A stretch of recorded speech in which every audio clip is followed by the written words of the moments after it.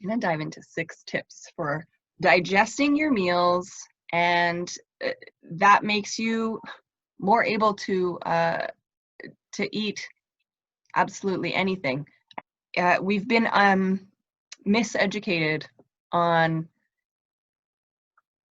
our diet and how the amount of importance that we put on what we're eating versus how we're showing up and eating. And this is all what we talk about in Module 1, in Make Space, in the Everyday Ayurveda courses. Like, it's not really about what you're eating. There's so much more benefit that you can glean from focusing on how you're approaching your meals. So let's dive into a few tips here. So the first one is, this is one of the foundational practices of an Ayurvedic lifestyle, is eating your largest meal when the sun is highest in the sky. When it comes to the festive meals, whether we're having our Easter dinner or Thanksgiving or Christmas dinner, especially if you're going to be having like all the trimmings, it's a great idea to schedule that meal at 2 p.m. We've done this for a few years now, and as a result, not only are we giving our bodies a chance to actually digest our food before we go to bed, but it opens up so much more space to enjoy each other and enjoy the family, right? And especially, as the mother, as the one who's in the kitchen and doing the cooking. In the past, it was always like so rushed. The family would show up at 4:30, not that we're having family this year, but that's an opportunity to create new traditions for yourself, right? The family would show up at 4:30. I'd be in the kitchen doing all the things. We would have dinner, and then the kids would be opening presents from their family members at like 6:30, 7 p.m., like when they would otherwise be getting ready for bed, right? But they're kind of tired. They're like wired on sugar. They're crushing through these presents, like not even really knowing who they're from. So we create this kind of snowball effect of overwhelm, not to mention to our digestive tract when we're eating late at night, especially when it's a large meal. So 2 p.m. dinner, highly recommended. As Ayurveda teaches us, the human body, the liver secretes the most bile, which is what breaks down your food, creates your stomach acid in your body and breaks down your food. We secrete more bile when the sun is highest in the sky, between 2 a.m. or 10 a.m. and 2 p.m. So you want to take in a larger meal when you can give your body the time the whole rest of the day to really break down and assimilate those nutrients. Something that you can do to increase your bile secretion is to have a slice of ginger with some salt and lime juice on top of it before your meal, or even just a slice of fresh ginger 15 minutes before your meal. Helps you to prepare the body to receive the food. Also, turmeric increases emptying of your gallbladder. The gallbladder is like the storehouse of excess bile, and in modern culture, we often eat like a low-fat diet, which doesn't encourage emptying of the gallbladder very often, and then you can end up with this like toxic sludge stored in the gallbladder, and that's when you get gallstones and all kinds of problems happen. So you want to encourage your gallbladder to empty out so that it will promote production of fresh bile. And so taking turmeric before or after your meals is a wonderful idea. The second tip is taking a little bit of water before your meal, about 20 minutes before. And there's a big difference between drinking water before a meal and drinking water with a meal. So when you drink it before, I always imagine it as like imagining your stomach and it having this like puddle of bile at the bottom.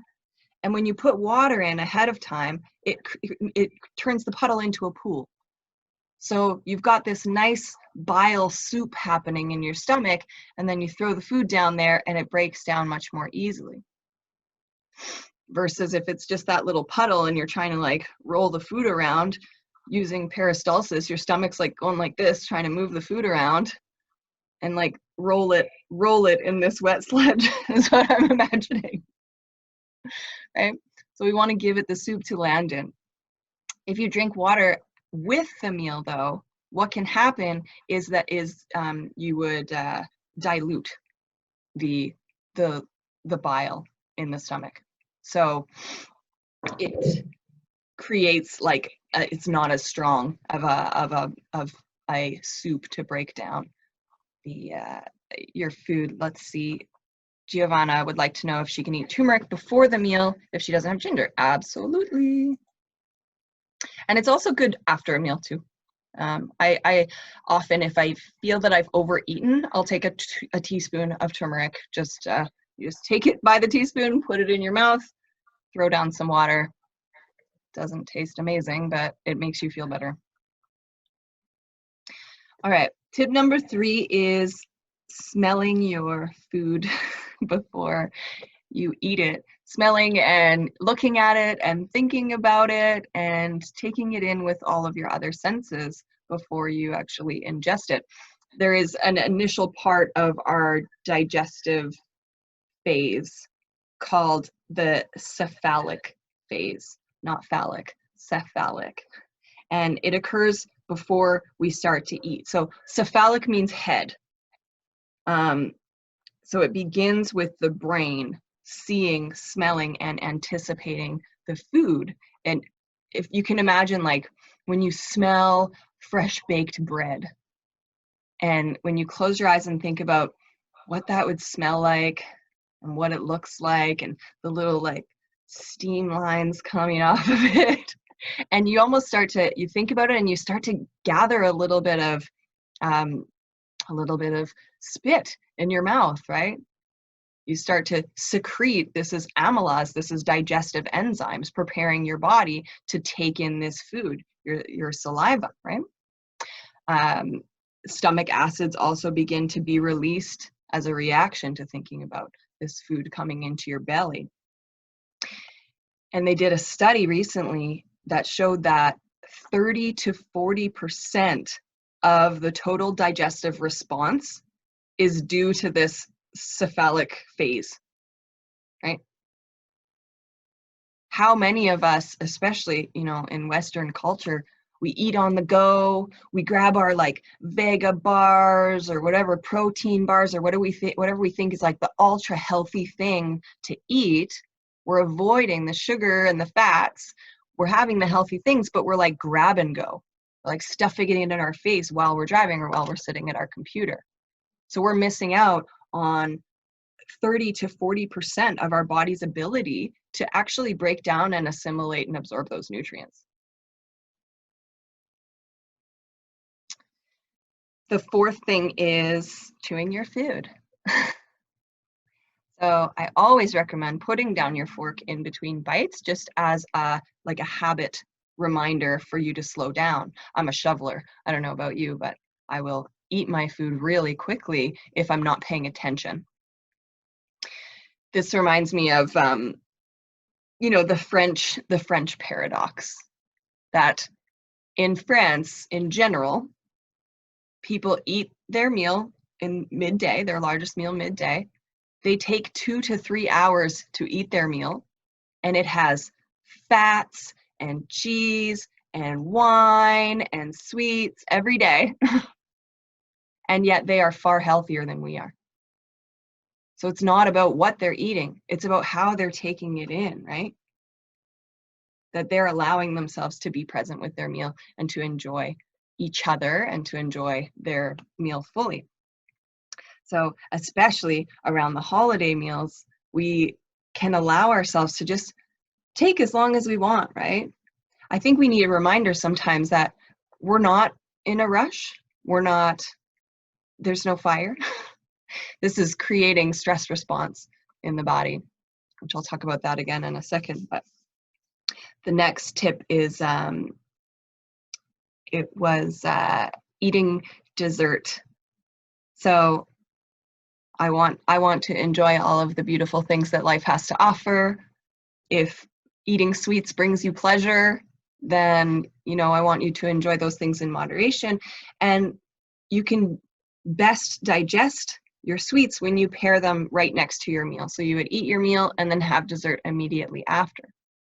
And this is just saving your body a lot of energy stores. When we get into more of like a grazing attitude where it's like, eat breakfast, then a little snack, then I have lunch, then I'll have some chocolate, then I'm gonna have dinner, and then maybe some chips in the evening.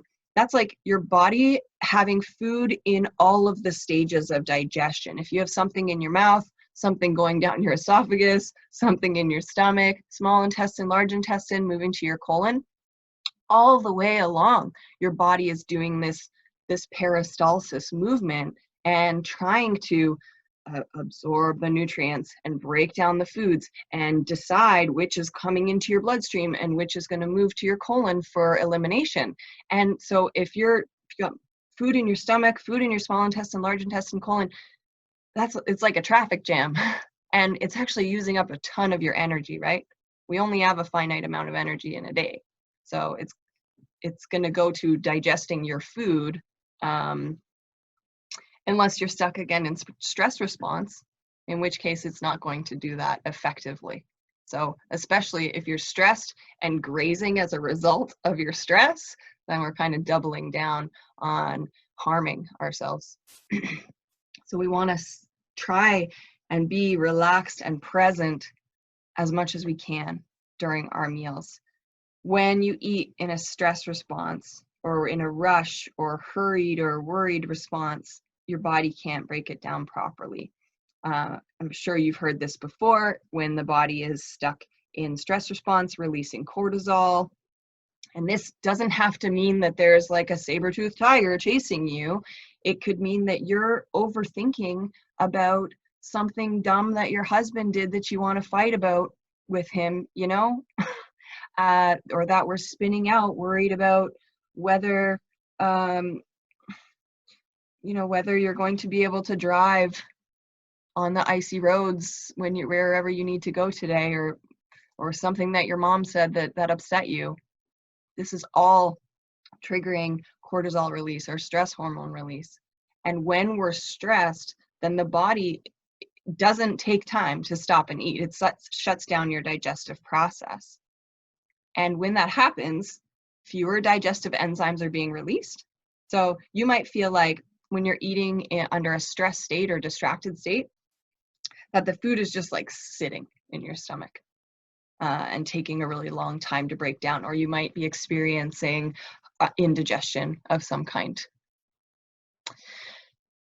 And it's also producing less hydrochloric acid, which is what is secreted to aid the breakdown of your carbohydrates and your fats and your proteins. Without stomach acid, a lot of the vitamins and minerals can't be broken down or can't be absorbed into the body.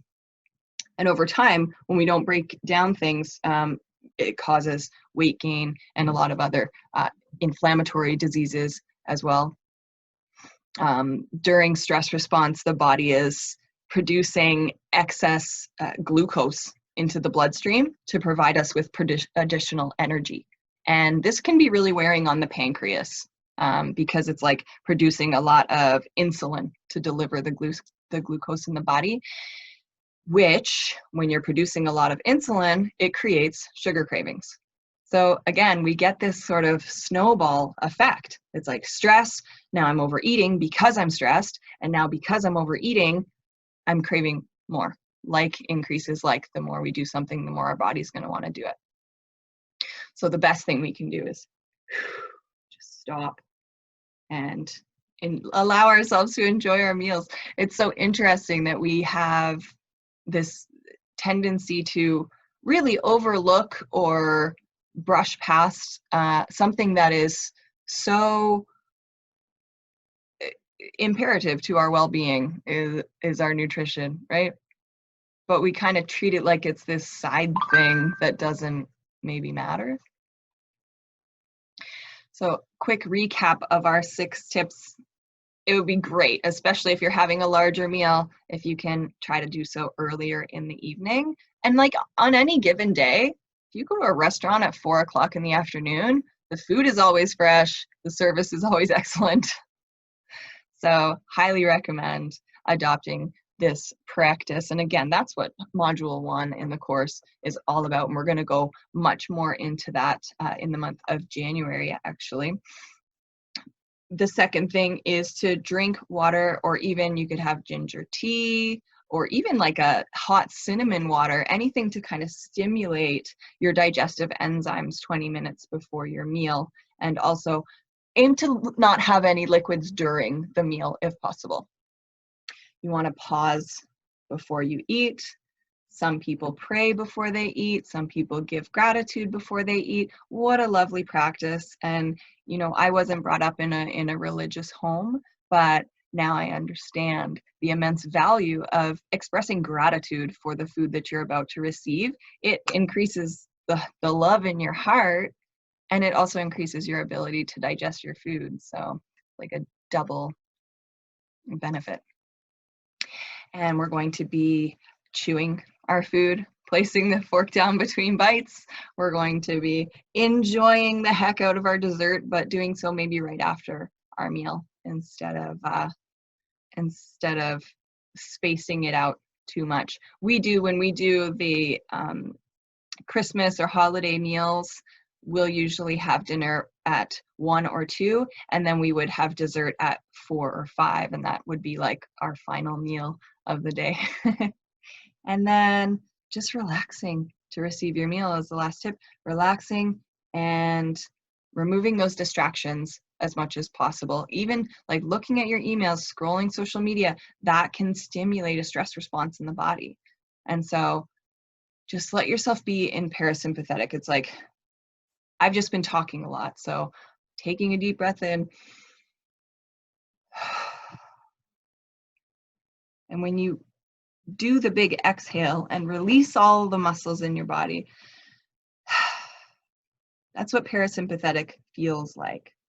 And then we have room for joy to come in, right? If I'm like action, action, action, as a predominantly pitta person, I'm always like, what's the next step that I need to go to? And this is not helping me digest my food. It's creating problems for me as well. So to be able to step away and remind myself that doing nothing is doing something. This is the point of module 1 of making space, is timing our meals properly, spacing our meals properly, to give ourselves room to digest our food properly, but also to digest the rest of our life experiences. Making space is also about, you know, something that I get caught up in doing sometimes is I'll be working and I need to go to the bathroom, and I'll go to the bathroom and I'll bring my phone, and while I'm in the bathroom I'll like check social media quick. And it's like, I didn't even give myself that 2 minutes to just be with myself. So if any of this is resonating with you, we're going to be diving deeper into module 1, and the things in making space habit are life-changing in and of themselves.